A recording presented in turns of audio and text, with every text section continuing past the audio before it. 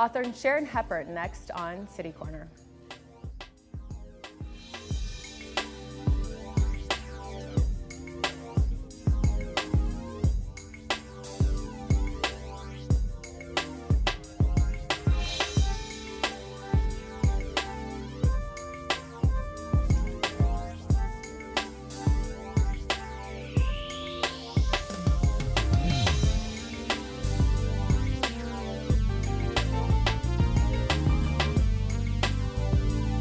I'm Sarah Thompson, and welcome to City Corner. Today I'm joined by author Sharon Hepburn. She's been working on a book for the past year and a half, and this is so exciting, and we're here to talk about it today, Mothering Your Inner Connection.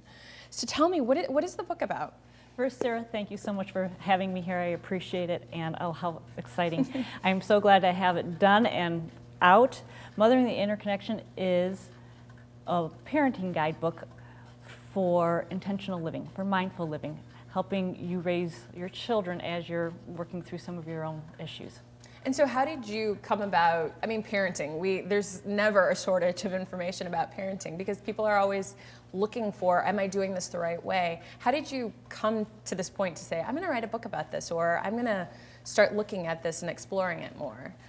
So parenting, through my work in the clinic, I'm realizing that a lot of our belief systems are set up from when we were children.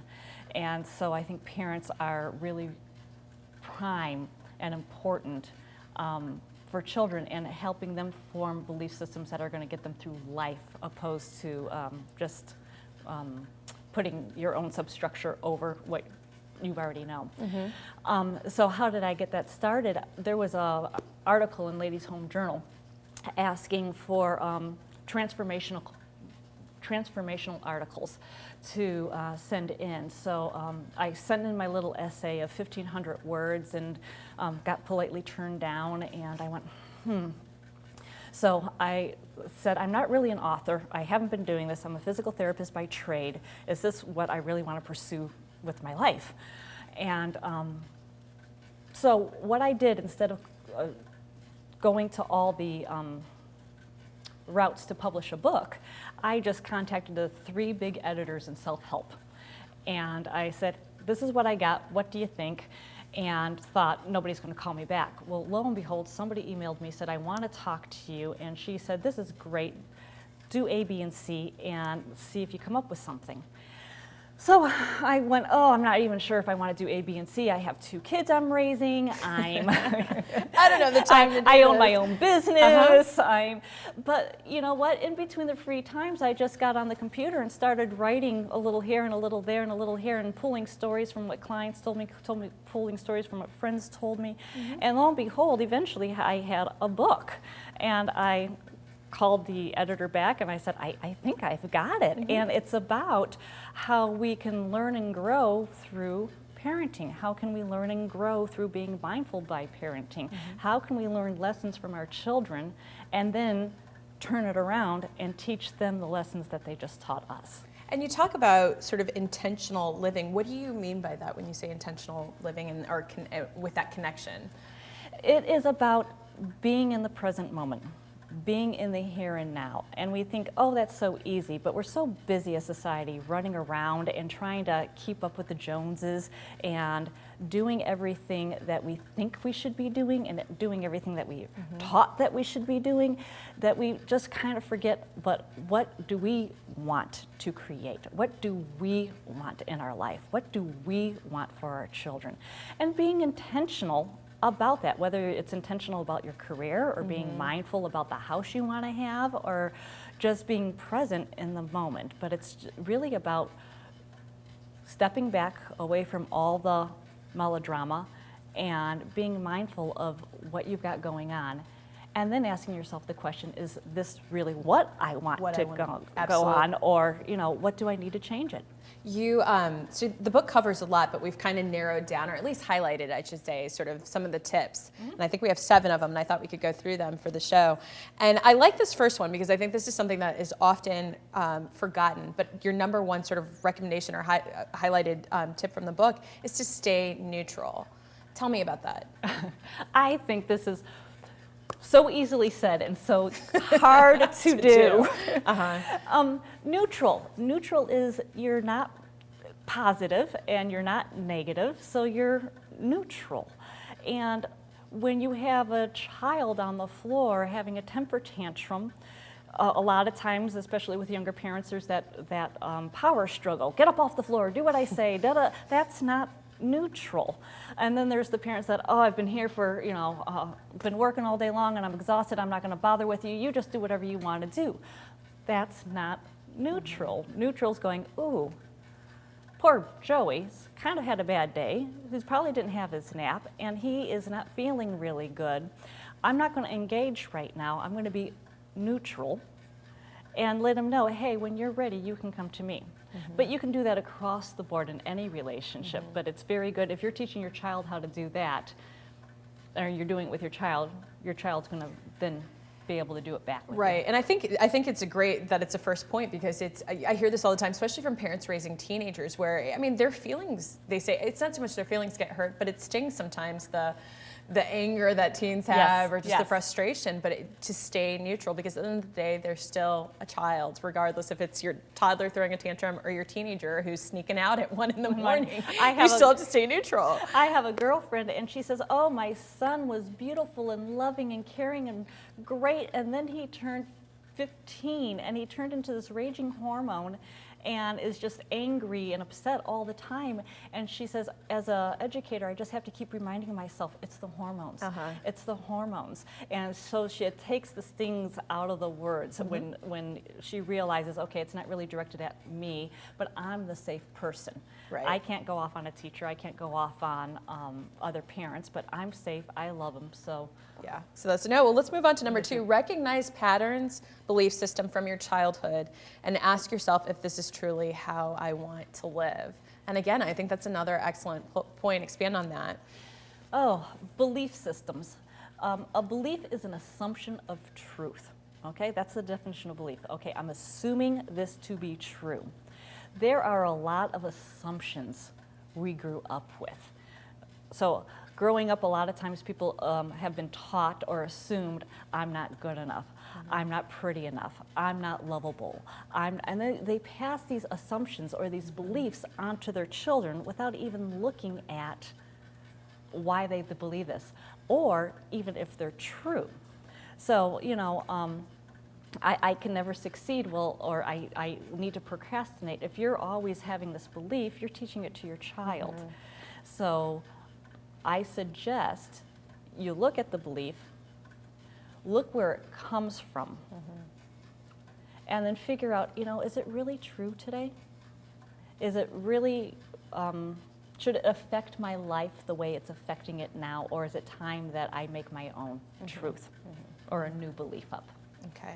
Number 3, let your child fail. And we're in the age of helicopter parenting, aren't we? So this is an important one. I think regardless whether parents want to hear this or not, it's difficult to let your child fail. Oh, it's because we think as a society that if we let our child fail, it's going to show that we are bad parents. And if our child fails, that means we fail as a parent. But it's not true, because our job as a parent is to help our children succeed in life, not to have them succeed right now at this moment. There's a story in my book. It's about my own daughter. Okay. So in the book, we call her Teresa, because I changed all the names in the book. But Teresa has a tendency to piddle and poddle and goof around before she gets ready for school in the morning. And she's running late for the bus, and she was in the kindergarten. And sit her down, you can't do this, and she's still piddling and poddling. She just loved that adrenaline rush in the morning. So finally, my husband and I sat her down and said, okay, there's no more freaking us out in the morning. We're not running around on your schedule in the morning. If you're late for the bus again, you're going to have to walk to school, and you're going to have to go to bed early for the rest of the week, because obviously you're not getting up in time to get going. Whether it's her piddling, but the going to bed early is really going, So she was okay for a few days, but eventually Teresa fell back into her little, like all kids would. And, as a parent, do I pick up the pieces again? So my son leaves for school, and I see my daughter. She's not dressed. She's got her hair all over the place. She's running around, and eventually she slams out the door, and I'm like, this is going to be the day. And she runs back in, and she's crying. Mama, I missed the bus. And I said, you know, what are the consequences? Why did you miss the bus? Because I was late and I was goofing around and I'll never do it again. Well, that's not good enough. We've played this play before. Right. And I said, I'm sorry, sweetheart, but you know, I've got to get ready for work. So she started walking. Now, I could have really quickly gone in, got my clothes on, gotten her to school, and she could have made it, but that would have taught her, once again, Mama's going to pick up the pieces and I don't have to be responsible. But we made it right after the first bell. So school hasn't started, but right after the first bell, she got in, and the principal's like, oh, sweetie, don't cry. It's okay that. And I said, late is late, and we're not doing this in the morning. And the principal said, you're absolutely right. It's not your mom's job to get you ready in the morning. And so here's she your late learns- slip. yeah. And off she went. And the principal and the secretaries and everybody said, you know what? If parents would do that, if parents would teach their child to fail. And then how to recuperate from Yes. that. Not just, okay, you failed, you deal with Yeah. it, you go, but recuperate from it. What do I do now? That they would move. Society would be just a better, easier place Absolutely. to be in. Absolutely. I think a story just came out the other day, but grit is kind of the thing that they're talking about now in education, which is just exactly that, is teaching your child how to sort of persevere, you know, and included in that is failure. I want to, before we go to break, I do want to squeeze in one more, because I think this has become a big topic lately when people, in terms of parenting. Your number 4 tip was recognize the grief and joy of parenting and staying present. And the reason this struck a chord with me is recently, you know, Jennifer Senior, she's a writer for New York Magazine, came out with the book All Joy and No Fun. And it's based on all these studies that are actually look at the parents not looking at children, but looking at the parent and the effects of children. And it really is, as the book, she titled the book, All Joy, No Fun, which is parenting isn't necessarily a minute-by-minute fun. It's not like being in a football game or something. I mean, it's joy, but it's not necessarily fun. And so you have to recognize that there's joy, but there's also grief as a part of it, but it doesn't make it any less worthwhile. Right. And she, when referencing her book, she was talking about, you know, there's economic griefs and there's, you know, personal, having to put part of your agenda aside. But when we're putting part of our life on hold, there's a grief, there's a sorrow, there's a loss. And you can grieve that. You can go, you know, I don't necessarily want that back, but I grieve the loss. And then you're present. We have the joy, but we have the loss. Nursing's another huge one. I've had so many ladies come into me going, I'm so excited to be done nursing. But I'm a basket case, and what we come down to is there's a grief to losing this little baby in your arms. The grief of this last phase of this little baby's toddler's childhood. As they grow up, it's exciting to go into that next phase, but it's sorrowful. So being present, being able to realize there's joys, there's excitements, but there's also grief and loss. Okay. All right, well, we're going to take a quick break, but we have a lot more to talk about with Sharon Hepburn, so please stay with us after this break.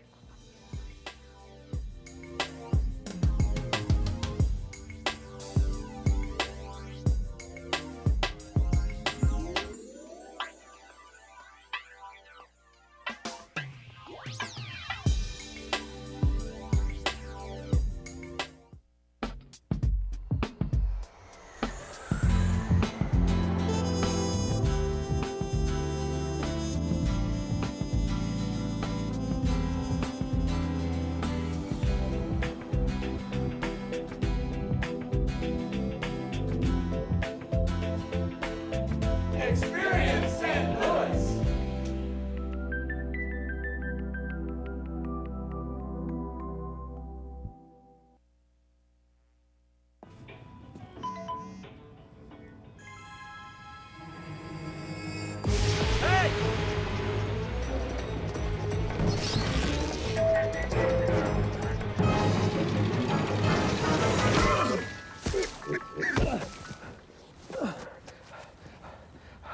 So, same time next week? Well, of course. put away a few bucks, feel like $1,000,000. For free tips to help you save, go to Feed the Pig. The odds of this daughter of a clergyman spending 11 weeks at #1 on the U.S. singles charts? 1 in 19 million. The odds of going on to win 6 Grammy Awards? 1 in 1.4 million. The odds of having a child diagnosed with autism? 1 in 110. I'm Toni Braxton, and I encourage you to learn the signs of autism at autismspeaks.org. Hi, my name's CJ. A few years ago, my father became seriously ill. I did what I could do before he passed, but it took its toll. I lost my job, my house. I'm getting back on my feet, but I don't know when there'll be food on the table. How'd I do, CJ? We could be twins. Well, cousins, maybe.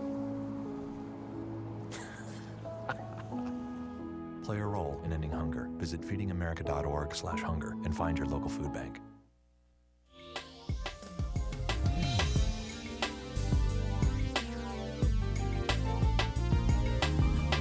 I'm Sarah Thompson, and welcome back to City Corner. I'm joined today by author Sharon Hepburn. She's written a new book called Mothering Your Inner Connection, and what we've been doing is going through some of the tips, the recommendations in the book, and I wanted to continue on because we've got 7 and we're almost there. This one, I think I need to put this on like my phone or something every day or on my refrigerator. Pare down expectations of yourself and child. Pare down your schedule. Oh my goodness. I mean, how do you, first, this is absolutely on point. How do you do this? I want to know. I want to know, I want help. Again, this is one of those things that sounds easier than it's actually able to do, but it's our own fault we're overscheduled so much. We think we need to be superhuman. And Sheryl Sandberg mentions that in Lean In, that we want to be able to do it all. We can't do it all. You know, we can have a career, we can be a mom, but we might not get our laundry done and our kitchen cleaned and the toilets done, because there's so many expectations of what a CEO looks like. There's so many expectations of what a mother looks like. There's so many expectations of what, you know, the PTO president looks like. And if we get rid of some of those expectations, we can start paring down our schedule. A good mom doesn't let your kids clean the house or put away laundry. Well, you know, my husband and my kid and myself, we all clean house together on Saturday. It takes time. It gives me time, but it also gives us time as a family of doing something. My kids put away their laundry. That saves me, gosh, 40 minutes a week. But what it's also doing is as I give that chore away, it gives me the ability to be more present with my children. Sure. And that comes back to your one point about being in the present. And then part of this is paring down your expectations of yourself and your child. And I think that's hard.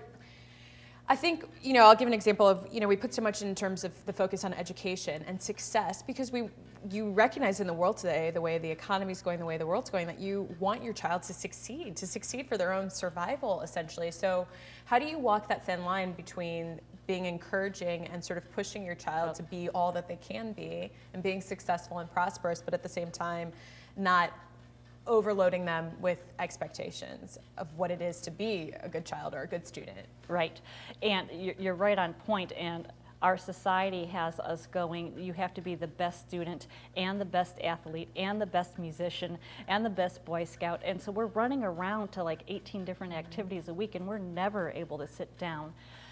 So it's about realizing where your child is at. So I have a child and he's really, really good at A and B. Well, okay, we'll let you do A and B, but C and D, we're gonna take off the plate. And, but the Joneses don't really quite like that, you know, because they're so busy perpetuating, well, I'm running here, I'm running there. And I think people bond over That how sort of shared busy misery, they do. You know, you hear it in the parking lots. Oh my gosh, I have to go pick up Joey and feed him in the car, and then I have to go get Katie, and she's going to go get a Big Mac. But oh, the schedule's just crazy. And I sit there and go, and they're like, well, and aren't you doing this, Sharon? And I'm like, Right. No, but so that makes me kind of a little bit of a social outcast because I can't quite commiserate with them anymore. But you have your sanity, and I think that's. I have my sanity, and my kids are doing things that they do well or that they enjoy. Right. But we don't have them in every activity just to have them in every activity to be well-rounded, you know? Right. No, I think that's a good point. And again, it gets back to being present and recognizing as a parent yourself in that moment, but also your child and who they are at that moment.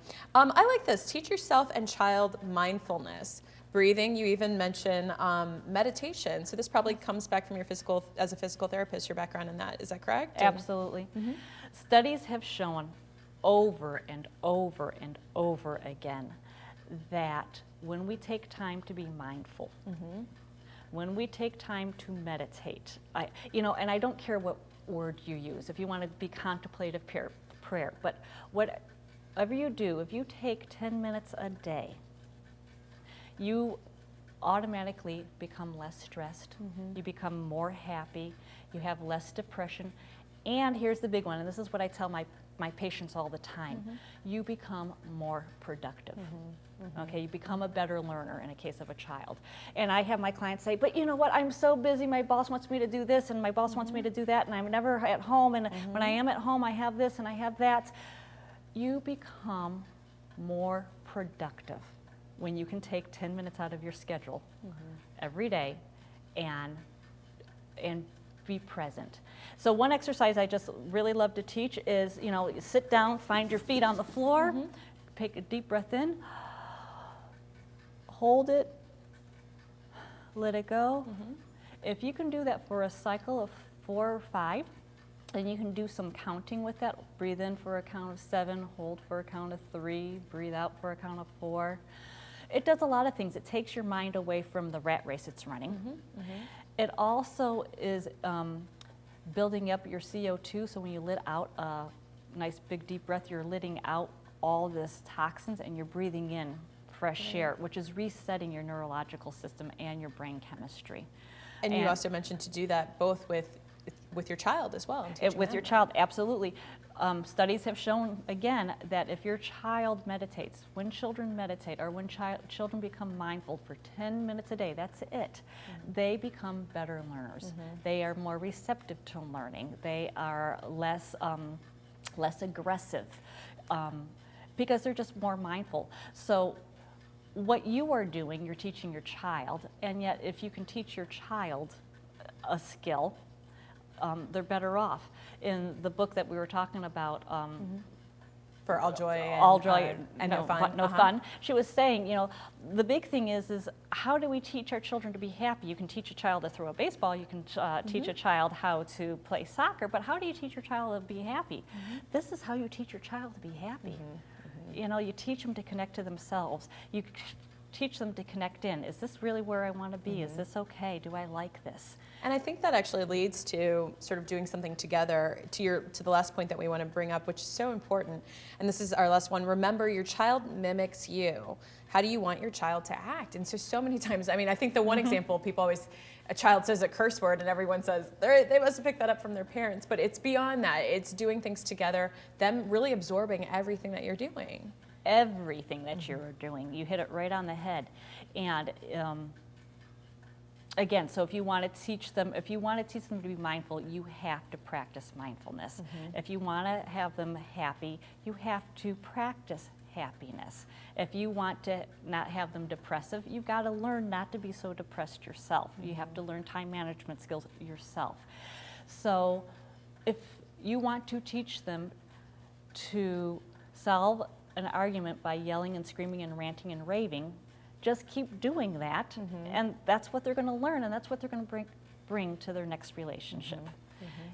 But if you want to teach them that hard work, looking at where you're at, trying to find your direction, going to where your next goal is at, those are things that you have to do because they're going to mimic you. They're going to do exactly what you're doing. So if you have a goal and you know where you're at in space, that's how your child's going to be. Whether or not they see me meditating, they'll walk in from school and see me doing my little 10 minutes, oh, Mom, but they see it. So It's a skill that they're going to employ sometime in the back of their head. Absolutely. And you sort of make reference to the fact that even what we've just covered, this isn't just solely for moms or for dads or parents. Is this really for everyone? Oh, absolutely. I have had a couple of clients who don't even have children. They've been reading the book and they said, I can use, because on the book there's helpful hints. I can use these helpful hints. I can use these skills with my boss, with my coworkers, with my employees. I use all these helpful skills with my in my own personal relationships and with my patients. So it's things that you can learn, and it's across the board. It's being mindful in all your relationships. It's just easy to write the book about mothering because there's such a cadre of information out there. And is there anything else that you'd like to add, about the book? We've got the information that we're going to show where people can find it, but anything else you want to add about what people will kind of take away from reading this?